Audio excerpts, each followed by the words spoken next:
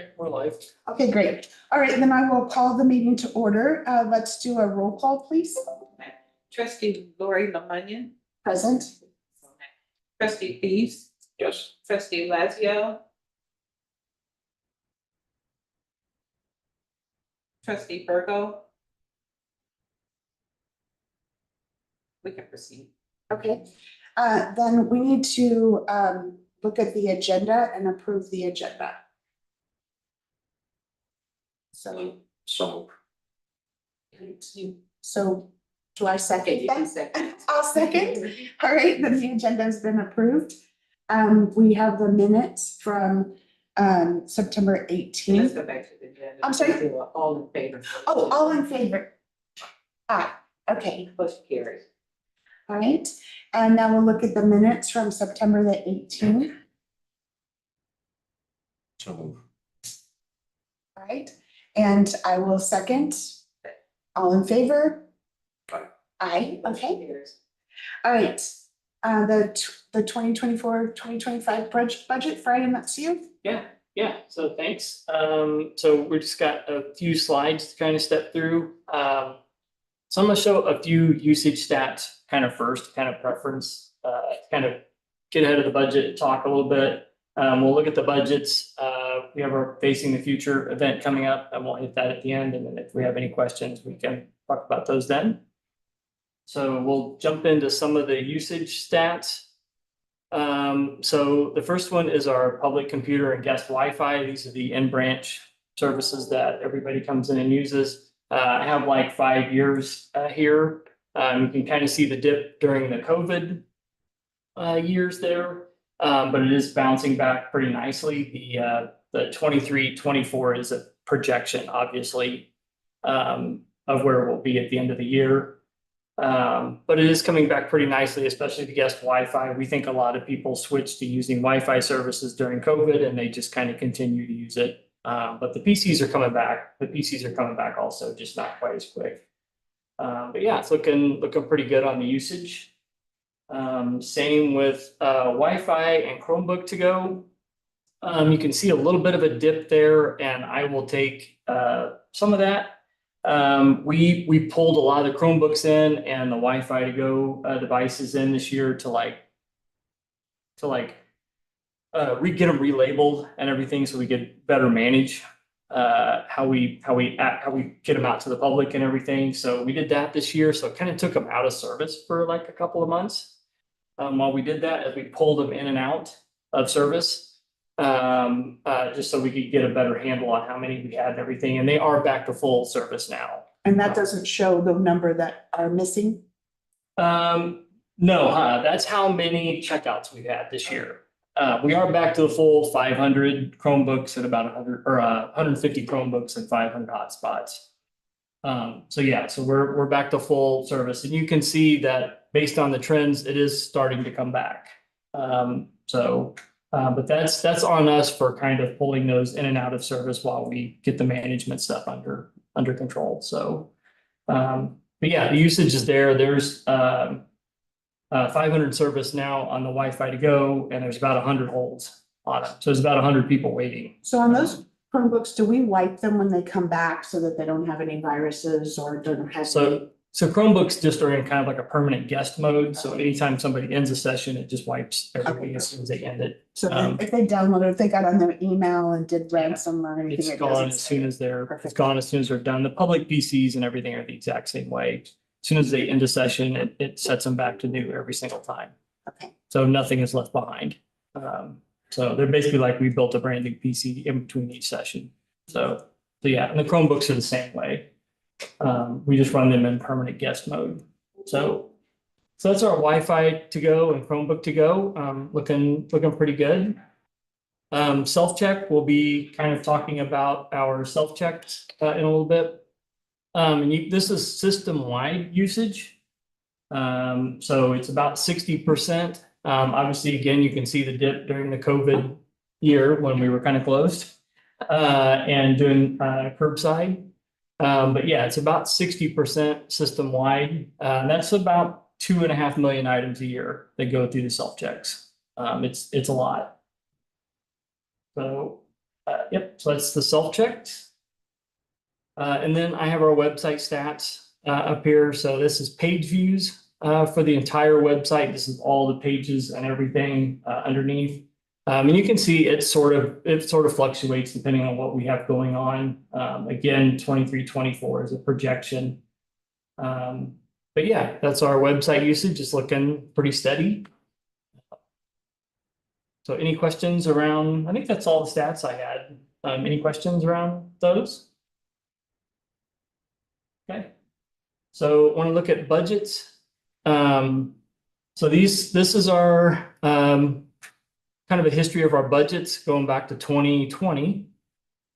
And you can kind of see it. So like the gray is like the core technology budget. It's a little hard to see there. But the gray is the core technology budget. That has like CRC and Microsoft and all of our maintenance stuff in it. The green is the voice data internet. So that's our internet connections, data lines to all the branches. The hotspots are in there, are in that also. Staff use cell phones, all those types of things are in there. And then new this year is the strategic initiatives. It's kind of like the brighter green or yellowy green at the top. And those are things that we need to do new this year that we're going to talk about in a little bit. So that's kind of above and beyond the normal budget. But you can kind of see that the core technology budget and the voice data internet is actually less than it was last year. And it's actually not much higher than in the previous 2 or 3 years. So pretty steady on the budgets over these years. Yeah, just wanted to show that. Any questions about that? Harris? This is unrelated. Do you see gray there? How many people see gray and how many people? I see blue, green, and yellow. Blue, I green, see and sort yellow. of it's a little blue on my screen. It's like a little Yeah. blue-gray on my screen. Depends on and which screen. Depends on what Yeah, monitor. it's one of those. Yeah, depends on what No, monitor. it's It's supposed to be kind of that blue right there is what it's supposed to be. So it looks more bluish on mine. So So question about the gray blue. So it's down from 23. yeah, 24. Yeah. And you'll go into why that is. Yeah. We'll look at the line items here in just a little bit. Yeah, Ron. I just had a question about the self-checkouts. Yeah. Two maybe kind of related questions. Is there any fear that they might be displacing the need for people assisting in that effort? And if it is there any way to find other positions so obviously they retain their employment? So you mean self-checks displacing people? Yeah, like a McDonald's or something like that, right?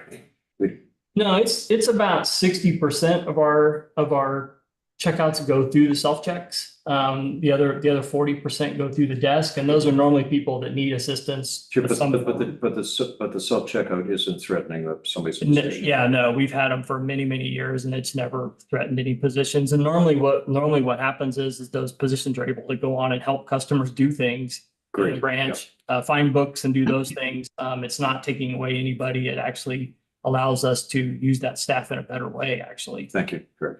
So yeah, no, it hasn't caused any reduction in staff or anything. Wonderful. So, no. Lori, Michael is online now. Oh, hi, Michael. And. Hey, hello, everybody. Hi, Michael. We have started and Joycelyn came in right also, so welcome.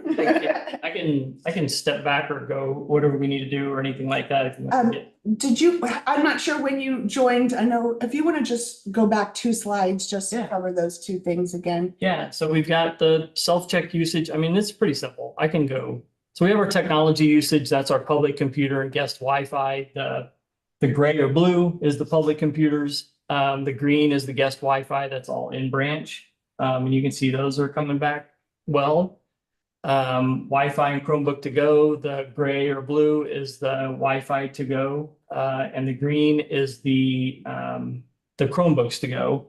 And like I was telling Lori and Ron, we pulled those, we started kind of pulling those out of service a little bit this year, so we could get a handle on how many we had and relabel them and do all that kind of stuff. And so that's why I think the numbers are less, but you can see the Wi-Fi to goes are coming back.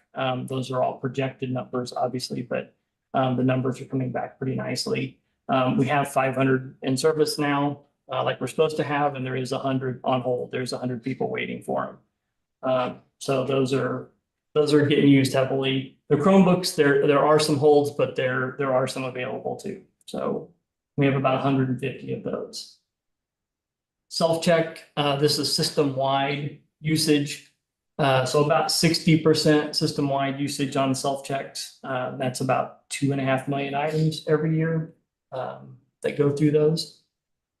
And then the website obviously is, these are all page views for the entire site, like all the sub pages, everything. That's why the numbers are kind of big. And it just kind of varies depending on what we have going on the site, but pretty steady usage. And then we looked at the kind of the history of the budgets also. And so the gray is the core technology budget. That's all of our service contracts, software licensing, everything in there. The green is the voice data internet. And then the bright green or yellowy kind of green is kind of the strategic initiatives that we want to pursue this next year. So it's kind of new things that we need to do. So yeah, and you can kind of see that the core technology budget and the voice data internet is really not growing that much. So at all, actually, this year. So, okay. So the core budget. So we've got the 23-24 budget numbers there, and then kind of what we project to spend. So a little bit less than what we budgeted. Most of that is in, so CRC came in a little bit less, but it'll be more next year. Adobe came in a little bit less, but it'll be more. Everything's kind of going up. We changed some of our licensing structures this year with them. Communico is another one. They did do our app, but we no longer have an app with them. We do that through BiblioCommons. We changed app vendors mid-year. And then the last thing was VMware, which is our virtual servers and all of our hosting. That licensing is going to change, and it was less, but it is going to be more again next year. So we're changing our licensing on that. That accounted for most of the change between the budget and the projected spending. You can see next year for 24-25, we have the total down at the bottom budget request. And really the numbers don't change a whole lot there between the years. The big thing is like the new replacements and upgrades. We bought 300 laptops this year that won't be in there next year. So that's why the new replacements and upgrades is quite a bit less. So that's the big difference in there. Any questions there? So the application software that you're projecting for next year, are those three that are increasing, which will bring it up 100, basically 140,000? It'll bring it up about 70, yeah, from what we budgeted last year. Yeah, CRC goes up, Microsoft's going up quite a bit. Microsoft's going up about 20% next year. They're dumping their EDU licensing for libraries. You have to go government licensing. So it's going to go up quite a bit. We are going to work on the number of devices we have and everything with them to make sure that we keep those costs in line. And Alan, our IT managers, work pretty heavily with them on that. Yeah, so there's some definite software licensing things going up in there. All of our endpoint device monitoring and everything for antivirus, all of that is actually going up quite a bit next year. Are you taking bids for other vendors or? Yeah, we did actually.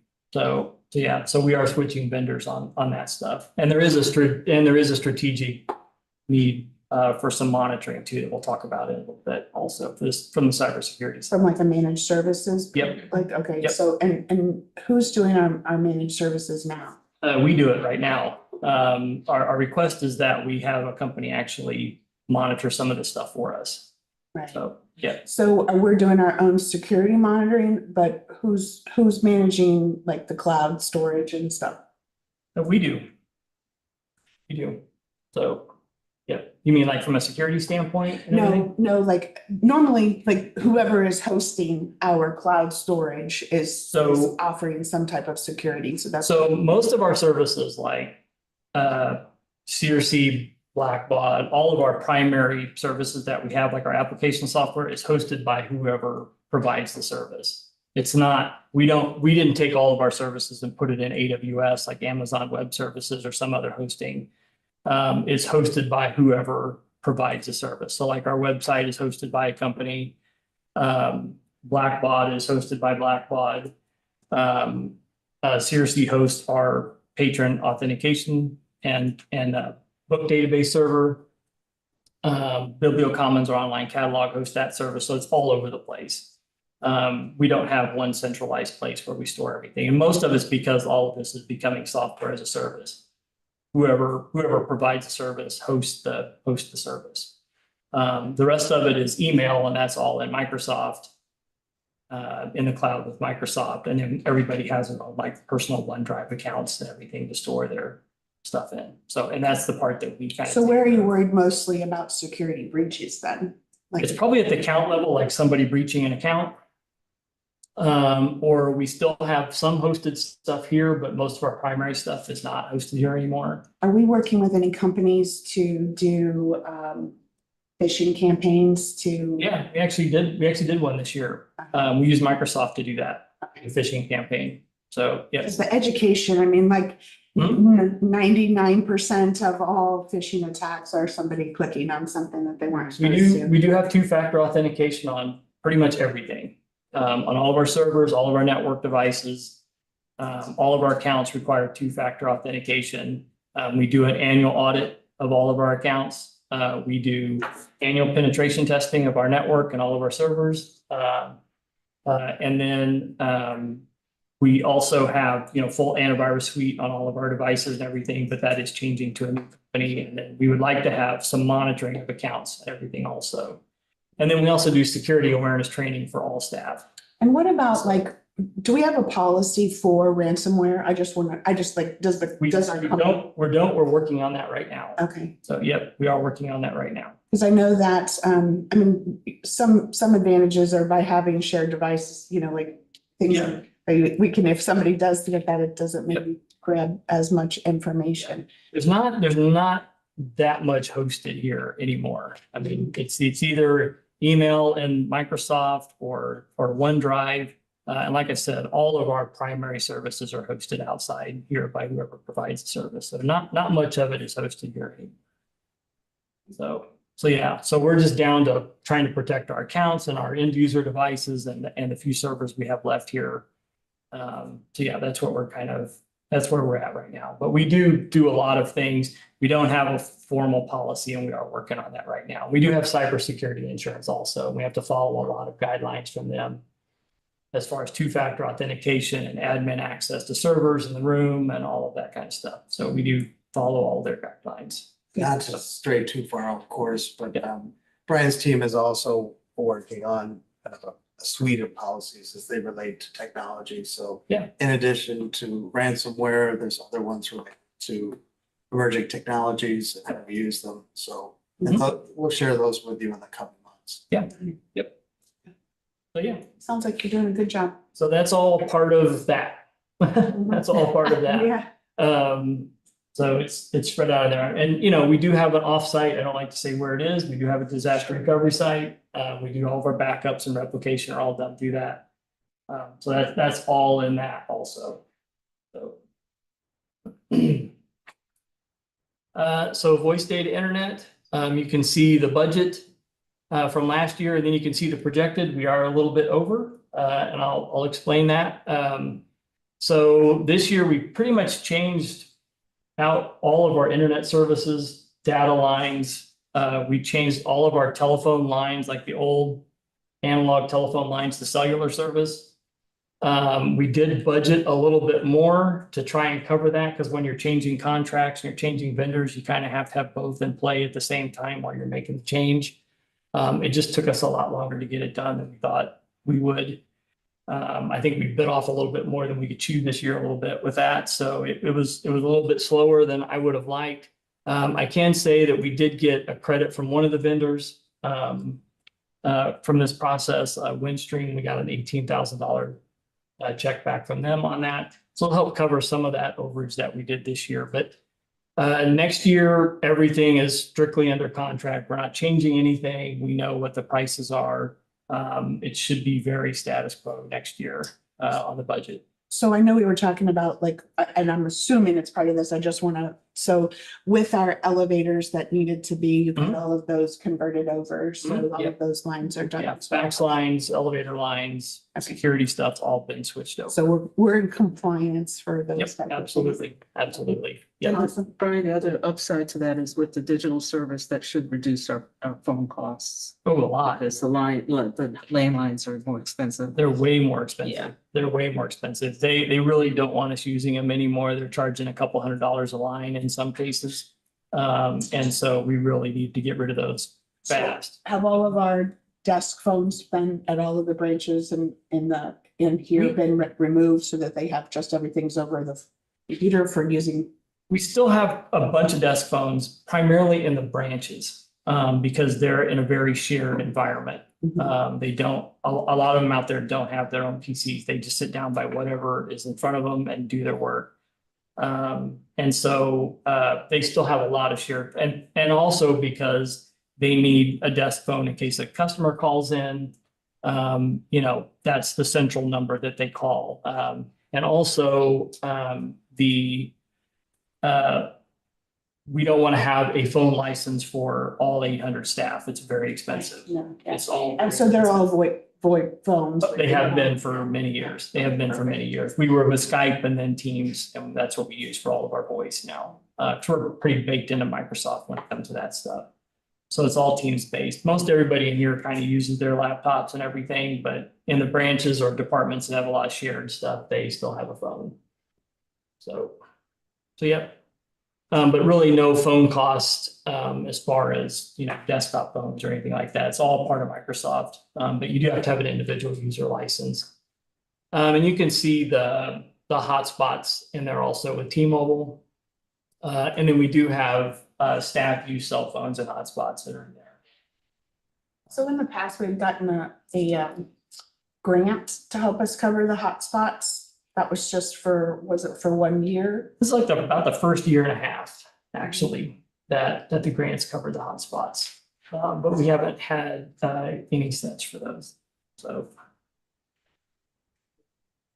And so I mean, I'm just asking, like, so T-Mobile is who we have them through. Are they the least expensive? Has there been any, like, I mean, I just wondered if because we have quite a few of them, 1,500, isn't it? 500. Oh, 500. Yeah, 500. They're like $30 a month.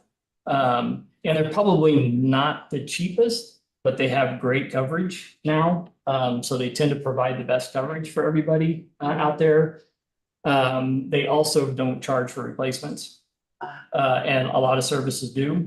And there are plenty of services out there that you can get T-Mobile hotspots, but they will manage them for you, but they will charge you a replacement cost for them. And right now we don't get charged that. Yeah. So T-Mobile has been wonderful to work with. I will say that. And I'm always willing to switch. I'm not afraid to change vendors or anything, but they have been good to work with. Yeah, great. So Great to they're hear. very into this, helping us have devices for people to use. So, Awesome. yeah. And then last is our strategic initiatives. That was the big yellow-green area at the top. So we are going to do kind of a refresh to the website this year, or we would like to. It really kind of needs to be done, and most of that is in the navigation of the website. We've done quite a few usability studies. So the primary nav, the mobile navigation, we have a lot more people using mobile devices now than we did. So we need to refresh the mobile experience a little bit on the site. There will be some other refreshes coming as far as card layouts and how the cards look and feel and work on the site. But most of that work we're doing in-house with our own developers. But the navigation refresh is all going to be done by the company that hosts our website for us. Then we have the patron self-checkout stations, which are 11 and 12 years old now. They are very old. That number is based on an RFQ that we did last year for vendors. We just put it out and let vendors respond. We did have 5 responses from vendors. That one's based on one of the more expensive ones, and only so we could we needed it for a budgetary reasons. That's why we did the RFQ. Year 1 is always going to be probably a little bit more than the rest of the years because you'll have installation and all of that. But we will be doing another RFP, a full RFP to select a vendor. We're not just going to go off the RFQ. We're going to put an RFP out and send it to a bunch of vendors, and we'll have a selection committee to choose who we're going to use. We have 120 self-checks now. We're going to decrease that to 75. So it's about a 35% decrease in the number of self-checks. So that's that line item. Years 2 going forward will be less than that, generally. The next line is for the public PC time and print management. So this is when somebody walks in and signs into a PC, it's that software that manages that for us. Authenticates the user, sets the time limit, any printing that they need to do is all handled by that software and hardware. It's very old, kind of like the self-checks. It's even older than the self-checks, but it's worked great. But the printing side is what is really suffering with that software. So that also facilitates any printing that somebody wants to come in and use their phone or their laptop. And it just doesn't work with a lot of modern devices. And we really need to get it replaced. So that's another one that we would like to go out and do, is get that software updated. It'll work with Chromebooks and just a lot more devices. It'll allow us to be more flexible about what we provide people to use in branch also. Should be nice. And then you can see the account and endpoint security 24/7 monitoring. That's what we were talking about earlier. This is with a company called NTP. And they provide, they have all the security specialists to monitor our accounts and our endpoint devices. So all of our devices will be checking in with them. And they'll be able to see our accounts. So if anything happens, they can take action on it, or they can alert our IT staff. Hiring a cybersecurity specialist is kind of an expensive person to hire, and they have all the specialists they need on staff to monitor our accounts for us. And so that would be, those would all. Do they? Go ahead. Do they specialize in libraries in TP? No, they're just like general security specialists. Okay. So, yep. Because they could hook into our Microsoft 365, and then we'll have their software on all of our desktops. We already do. And then they could see all of that, and they could take action as far as scrubbing PCs or telling us that something's going on, or an account has been accessed or hacked. They could see all of that. So, and they'll see it 24 hours a day, 7 days a week. It's So, expensive to have, but it's more expensive not to have. yeah, no, it is. Absolutely. That's our thing. It's like, we could have a person, but that's all they would do. Yeah. Is that, and they would be pretty expensive. Yeah. So this is, all day, every day, all year round. So they would. And that's for, so did you go out and get like an RFQ for that? We did an RFP for it. Or Yeah. not? Okay. Yeah. So. Yep. So then, the next one down is, Teams rooms. For branch and HQ collaboration. So it's kind of like a monitor. And then it has like a Teams bar on it, so that the branches could take it into an office or into a workroom and do collaboration between the branches. We don't really have anything like that. If they want to sit in on a meeting, they all have to sit around a laptop and participate in the meeting. So it would be sort of a team setup like this, but it would be a mobile one. They could just roll into a room, and it would have a monitor on it and have a collaboration bar on top. So it's a big dollar amount, but we'd be buying 40 of them. So I think they're about $3,000 each to do a setup for a branch, but and a department, but it'd be like times 40. That's why it's kind of expensive. So Just another note about that. So Jim's team will be doing or investing more time in development work for staff. And one of the priorities of the library is to bring branch staff closer together. And as Brian mentioned, right now, when we do training or development work online, everyone's in like a little box, right? Like sitting at their desk. And my preference is that you create more opportunity for people to work together as a group. So both at the branch level and across branch to other sites within our system. And this will enable us to do just that. I think it's a worthwhile investment. Absolutely not. Is this just for internal or will people, because I mean, For internal. okay, because It's for like we have internal. some of those gigantic rooms Yeah. that, you know, some of the could eventually be used Yeah, sure. from that, but I agree 100%. That's something that you need for a collaboration for the teams, just to see people. Yeah, as Aaron said, we're trying to get more people to collaborate at the same time, and sitting around a laptop is not ideal to do that. And so that's why we have that in there. And just because of our size, when you gotta buy 40 of them, it actually costs a little bit extra. We would like to update some of the AV in this room. So that's another line item that we have in here. So not sure exactly what route that's going to take, but we need to investigate kind of helping get that up to date in here. So And then just on that one, having been an end user, the user experience is substandard. We want to make some investments so you have a better understanding of who's speaking, and kind of a clearer line of sight on the board. And we've received some feedback from the community about the audio and people struggling to kind of make to hear. So we think an upgrade is needed, which is why that's in the budget. Yeah. Right, well, and having like teams, whoever's speaking, it zooms in like whenever you're doing that, so that'll help also with the teams meetings. Yep. Devices, so. So we've got that in there. And then we have events rooms and services reservation software. So we have that now, but it's in-house built. We built the software ourselves, and it's missing online payment. So people cannot pay for their room or their any reservation like that online. So we're going to investigate a lot of options there to find out what we can do. The main thing we don't want to do is we don't want to build our own e-commerce solution and be responsible for that. So we're going to go out and kind of go shopping for something. We don't know what exactly that's going to look like yet.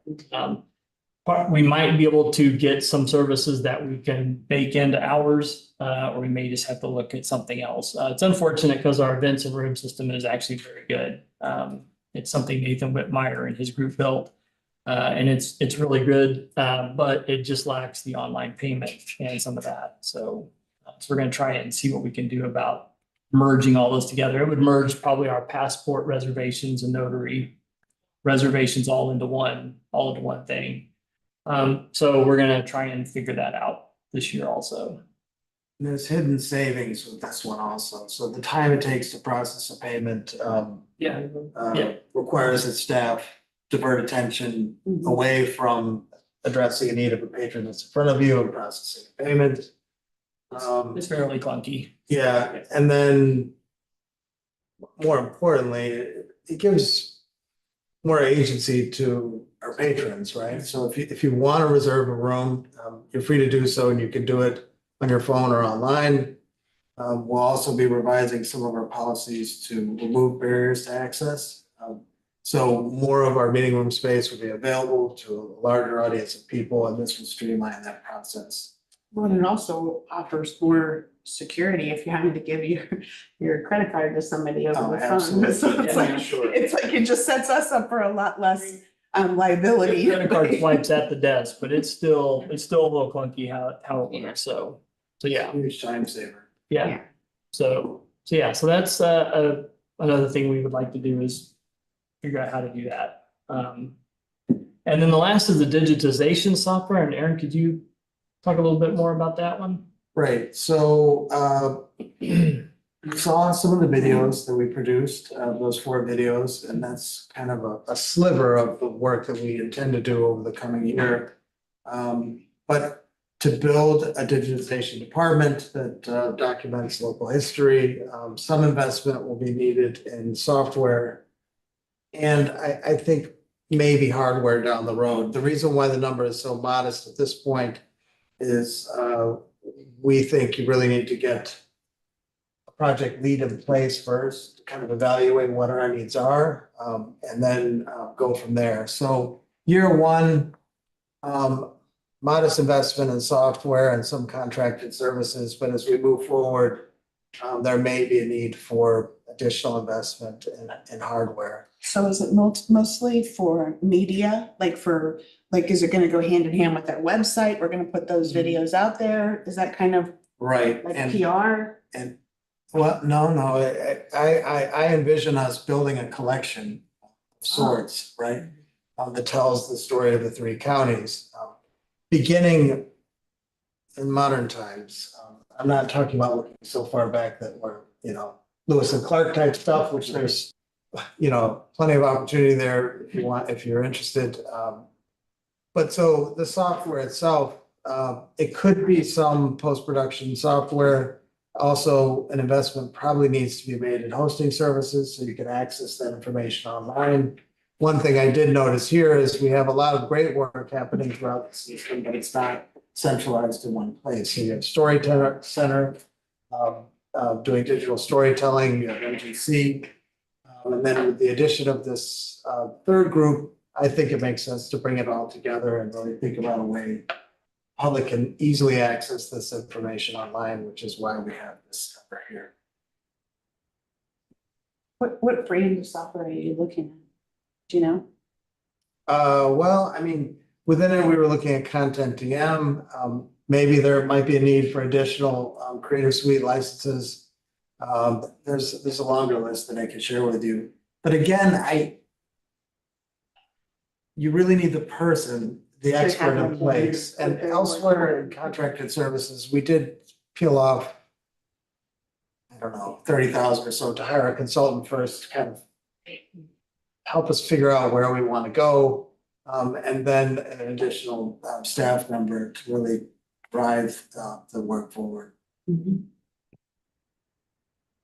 I'm just gonna say, whomever we're dealing with our website, before we do a website refresh, we really need to have that PR person in place, because otherwise you're gonna do a lot of redoing, because whomever is, like, if they have a lot of things that their content that they're gonna wanna help us grow in that area. Sure, we'll have to look at some of that, yeah. Some of the website refresh though is really just around the navigation and usage, mobile navigation and everything, are things we're gonna update. Integrating some of that in with another platform shouldn't be too bad. I'd sure like to have a video that says what we offer. I feel like I offer something every time. Yeah, no, I know, I it's a didn't even know lot, we offered that. it's a lot. I do want to manage expectations. The website refresh is exactly that. It's not a complete rebuild, Yeah, it's which not. would be 2 or 3 times that amount Oh, yeah, easily, to do it. So, easily. And the content is still managed, it's in-house, it's the framework. right. That's- Yeah. Yeah. That you're talking about. Yeah, there's some different solutions out there to do that. So we really need somebody to go through the whole selection process and help us get there. So I think that was it on the budget stuff. So the last thing is we have our Facing the Future series. We had one of those events this past Saturday with Tobias from Stockwell. It went very well. We had a good turnout for it at the auditorium at Woodney. And just had a great time doing that this Saturday. So our next one is Cashmere Hill, Thursday, June 20th at 6. And it's also at the auditorium at Woodney. And she is a New York Times journalist, and she has her own book called Your Face Belongs to Us. It's about facial recognition and how companies are using all of that, and how different devices are using all of that. And so she will be here in June to do another part of the series. And then we also have, we'll have an event in August with the KCAI Club. And it's going to be a panel discussion And so we're still working on who the panelists are going to be for that event. And I think it's going to be at Woodney also, I believe. And then we're also working on another event probably in mid to late September to bring in. But yeah, this is a really great series. We're talking about algorithms and AI and social media and privacy and security. All these events will be talking about that. And like I said, the turnout for the event Saturday was really good and everybody seemed to really enjoy it. The author was really nice to do a book signing afterwards. So we had a lot of books for him to sign for people. So it turned out really nice. So it was a good afternoon with Tobias. So yeah, that's our next event is June 20th. Yeah, I want to thank Brian and his team for putting together this series. One added benefit to it is the relationships that we've developed with KCAI. So back to our policies and best practices when it comes to using these technologies. This is one group that's helping us kind of push the library forward. So you and I have spoken about how these are used at the workplace, and KCI actually has worked on these like frameworks for organizations that could guide us in developing policies and procedures. And it's turned out to be of great benefit to the library, and they're a great partner. So great work, Brian. Yep. Yeah. And Erin Kennedy. So she did a great job putting that event together for us. And we had a lot of help, a ton of help. So there's a bunch of names we could name off, but we had a lot of help to get it done. So, but yeah. So yeah, great event. We're looking forward to the next one. I think that one's going to be pretty interesting also. Yeah, it sounds like it would be, and especially there's a lot of things that because of how fast, like we've seen technology go fast, but not ever as fast as it is right now. And Yeah. especially with AI and all of the changes and all of the, you've got different chatbots, you've got AI creating things. It's like, well, we gotta keep up. So I'm glad that we're doing something, That's Brian. what we have. We have Erin Kennedy. She was our strategic planning person here, and she actually is leading a new digital innovation department that works with me. And so that's their focus, is to do things like this and do more programming in branch around these type of new technologies. So yeah, so looking forward to that also. So I think that's all. Yeah, I think that's all I had. So All right. yep. So, Ron, I'm sorry, I didn't know you had a question. I just want to reiterate what Brian said. The presentation Saturday at Beneath was just fantastic. Great credit must be given to Brian and Jim and Diana and Katie, and Erin Kennedy was just remarkable. It was so incredibly well done. I didn't understand any of it, but it was congratulations. Tobias did a great job. So Yeah. it was good to have him. So Right. Cody, do we have any visitors?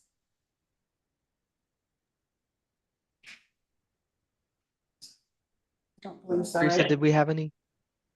No, I do not have any visitors, nor do I have any correspondence from me. All right, thank you, Teresa. Thank you, Cody. All right, so let's talk about other business, and you can see I have some fabulous brochures that I picked up that I wanted to talk about. This one is when we had a long time ago, we were talking about building the airport. We had talked about possibly putting in like a little mobile library out there. And they actually had a vendor that had these kiosks that are little mobile libraries, and people can check out books, like if they're flying, and then check them back in. And it's basically a complete library that they put in there. They can download ebooks. They can also get hard copy books. And so I just thought I would show you this. I priced it just to kind of get an idea of how much one of them costs, and they're like $65,000. Yeah. So it is a significant, and then of course it would take a resource to, restock it either once a month or whatever. But I just thought it was something that we had mentioned in the past. And so I was like, hey, I'm gonna, while I'm there, look at that. The other thing that I wanted to talk about is there is an enrichment kind of like goes along with what the library was talking about under a security perspective. And they have a program that is set up for um, I think this is the wrong one. I think this is not the one I wanted it to be, but it's a cybersecurity one that they have security that is for kids, you know, to teach them like to be responsible. And I thought this was it, but I think this is I'll have to look back through this to see if this is the one that I thought it was or if that's a craft one. I got some other craft things. Michelle and I went to a couple of booths about crafts that they have technology where you can check out like kind of like a YouTube University, but it's more like, hey, this is a project you could work on. Yeah. And it was very interesting. I just wanted to mention it because I don't think that we currently offer something like that. But they had cooking projects, sewing projects, and the cooking projects I thought kind of went hand in hand with our one of our big fork project, you know. Culinary And so- center. Yeah, the whole culinary center and but it has like cooking, like you can, so instead of having to have classes there, they can even take the classes online. And it's like already generated material that they do. And it was just something that I found very interesting. The other one that I wanted to just mention, this was a charity of philanthropy that just started literally the week of PLA. And it is they do recycling of books, like old books, and they do a bunch of different, like they help sell goods, they do a bunch of different things. You can make donations. They have, it's really an interesting, thing that they work together, and it just started. And so I grabbed the material of it because I thought it was something that maybe we might be interested in. The other two things are just, I got these just because I was like, oh, this is very interesting. I think I showed Brian one of these. And this is Saving Broken Books. And it's like like a plastic that like a tape that goes over the books. And we have, you saw it too. It was very interesting. The guy was extremely charismatic because like his whole personality was like how excited he was about saving broken books. But I did get some information. I don't know what we currently use, but this was kind of a not as expensive as some of the things. But then they also have a genealogy, like for the genealogy books, they have like binders so that people can print like their family history and then bind it into a book. And it was something that I got. So I can pass those around, or you guys are welcome to look at that. But that one was, I'm sorry, say it again, Michael. Oh, I think it was me. I think I have their card. Oh, yeah. I remember looking at that. Yeah. Yeah, because it was, I mean, it was very interesting, and their prices were like a machine, they have as low as $499 up to $1,295 for a machine that would do like I think it was a 2.5-inch book.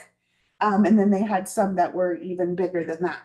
But the most exciting thing that I want to share, and Aaron, Brian, I think maybe well, I know Michelle, I know we all went to this because we're very, very excited, and we were talking about our kiosks and, you know, replacing the kiosks.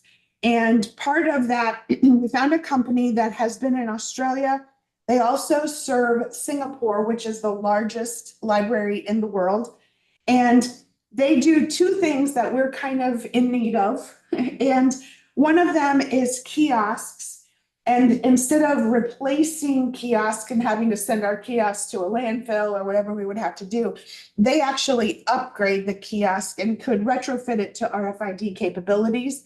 And in doing that, it is a much less expensive option than replacing the whole unit. And they would put in like all new readers, and then they would have the RFID. So people would just, instead of having to check out each book individually, they would do kind of like what our front desks do now. It has an RFID board. They just put their stack of books out and it would check them all out at once. So that could be was.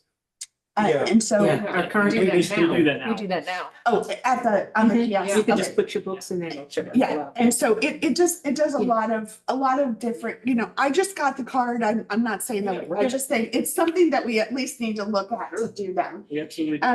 And then they have, the upgraded software. So this one was very exciting. The other thing that we were looking at is the sorter at Woodneath has kind of outdone its lifestyle.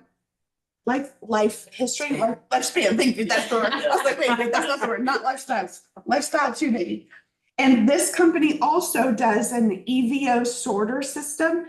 And their sorter system is a much smaller and it has very few parts. So like the Singapore libraries use it. And the Singapore library, what we learned from this guy, which was very interesting, and I think Aaron, you and I were there, is they have machines that will go up and down the aisle and tell you which books are out of system, they'll Yeah. tell you exactly what's out. They do a lot of really amazing things. But their sorters, they've got some that are 20 years old and they are very small, like compared to how big the footprint is. And so it's just something that I was very excited about this. They're just new to the United States, but they've been around for over 20 years. Like I said, they're Australia, Singapore, and the APAC region. So that was a good contact. And so I was very excited to get to go to PLA and get to meet a lot of the vendors and hear, I brought too many books home and I have a bunch of library books and stuff that I got for my branch and I haven't had a chance. I haven't had a chance to take this huge bag of stuff. I got you guys all freebies. So I'm going to go up to my library and get that. But it was a really interesting way to see a lot of the new technologies and new things that are out there. And I already read one of my new books. I finished it last night, which was called Pride and Preston Lee, which was an Asian version of Pride and Prejudice, which bravo to the author. She did a great job. The PLA was great, and having more eyes on the exhibitor floor was really a benefit. So both Lori and Michelle worked their way around and became instant celebrities. But getting your feedback, I think, helped us kind of broaden our perspective of what's being offered. And so back to the budget that was presented. These are numbers without commitments, right? Based on our best guess as to what the cost of certain services will be. So we're evaluating many of the vendors that you mentioned and others as well. And then further down the road, we'll come back with a recommendation. But all of these groups were very impressive and I got a lot out of it. So thank you for taking time to go and meet people on the exhibit floor. We really appreciate it. Yeah. It was very educational. And back to the crafting one, I think Richie and Kristen also bumped into that vendor and found it pretty interesting. So Yeah, we'll see where it there were goes. two different ones. And then, I mean, like, if I could pick anything from the floor, that was the most impressive thing. It was those giant light brights. I'm like, where can we put this? I think I told you Where that. can we You've put seen that? that? It's really cool. Did you see the giant light brights? So they had different sizes. They were some as big as this screen, some as big as that screen. And they had these long, clear tubes. And then they had a black panel, like what a light bright looks, and you just put these tubes in and then there's light behind them and you can make these pictures. Did you see them? Yeah, it was very cool. Oh, I actually got a little card, but I think I left it at my house. I was using it as a bookmark last night in my book.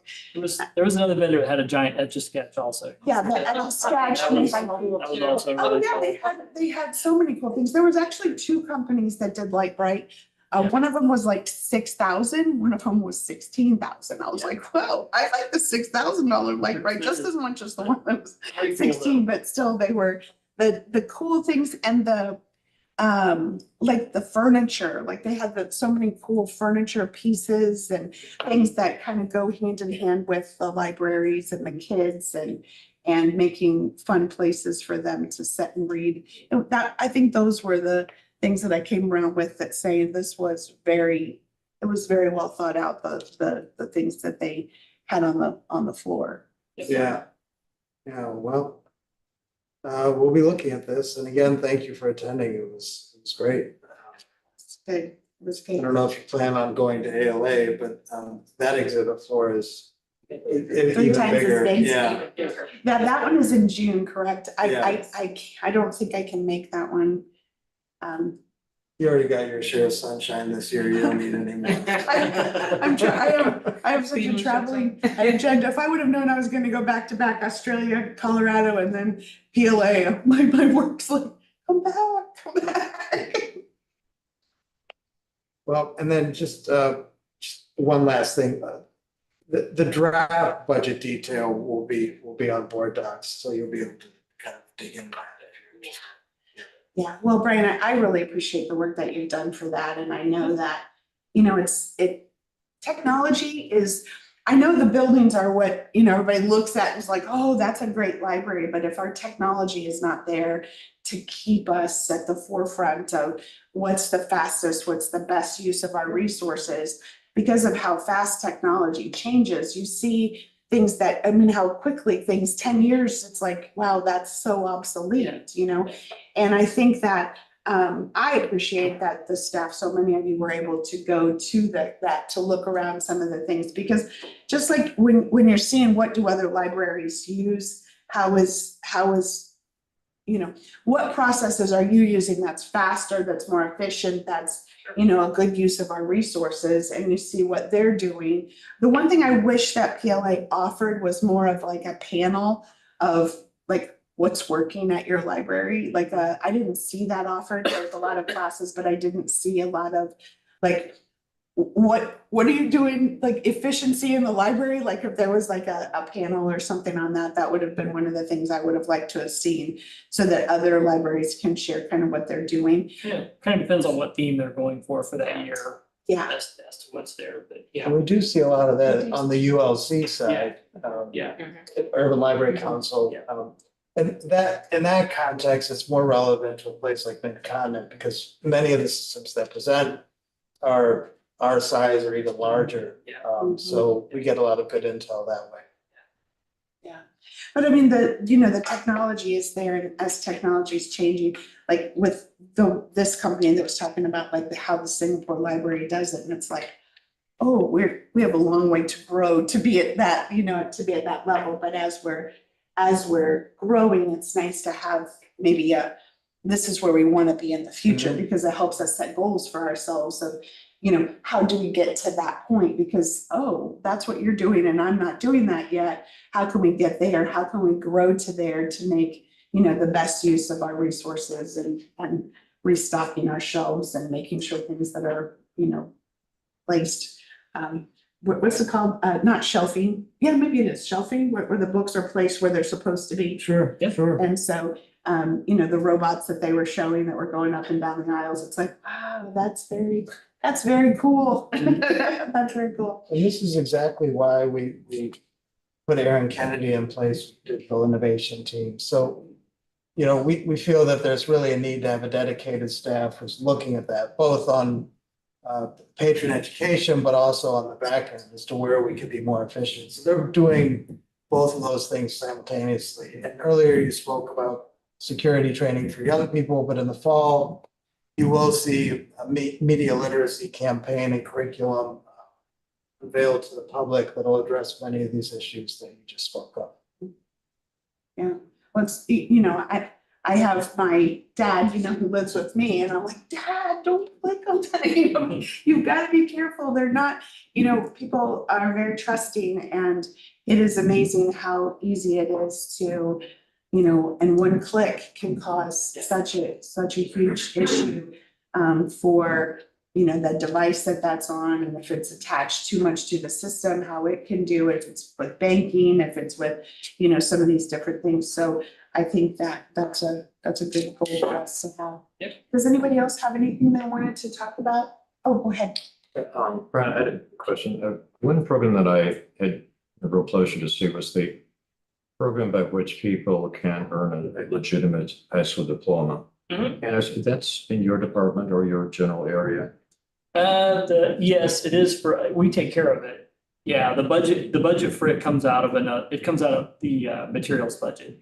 The electronic Make sure we're not too resources. stingy on that. Yeah, oh, no, it's still That's so there. dear and impactful to so many people. It's definitely still there. It's Can you still give there. them a little bit of an update as to where we are this year? I could look at the stats. We've had quite a few graduates and we keep running out of scholarships to give out. So I do know that's happening. Let me see if I can get to the stats page here. And what are the scholarships for, like for paying for it? Or- Yes. Yeah. So and we do that with Kansas State Public and Literacy KC. So there's three of us in that partnership providing that program. So we split the cost for the scholarships. We buy them in packs of 20, and so like this last year we did 40 scholarships, and we went through those pretty quick. But I got to find the page about it. I guess the last I heard in a very general sense is that we've quickly run out of seats, so there's demand for it, and at a state level, this program is supported. And we want to make as many seats available as possible. Yeah, If they you've never attended a graduation, it's very good. I highly recommend it. It's Yes. truly, it's a beautiful experience. So we have, so since the beginning of the program in 2016, we've had 145 graduates. We have 99 students enrolled right now. We've awarded 60 scholarships this year so far, and we've had 12 graduates, 20 graduates. So yeah, so pretty good. We're pretty good, and we don't really promote it that much either. It just has a life of its own. Yeah. But yeah, I so wonder what it would be if we did it. yeah, it's a We have a pretty waiting list. good program. So yeah, and like I said, we partner with Kansas City Public and Literacy KC. I would like to see the stats broken down, like by, like, who's our oldest graduates, you know, and who's our. Able to get some of that. I mean, that's really exciting that someone would go back. It is an adult program. Yeah, Yeah, I mean, that's it is just really focused on exciting though, adults. that somebody Yeah. can go I'd back like and, to see the numbers increase. It seems like there is need. Yeah. There's a huge need. yeah. I mean, if we've had that many people, we have 99 people enrolled in it right now, that's a Yep. huge need. Fun. I just want to mention, the first graduation I saw was maybe 4 or 5 years ago, when I Woodney.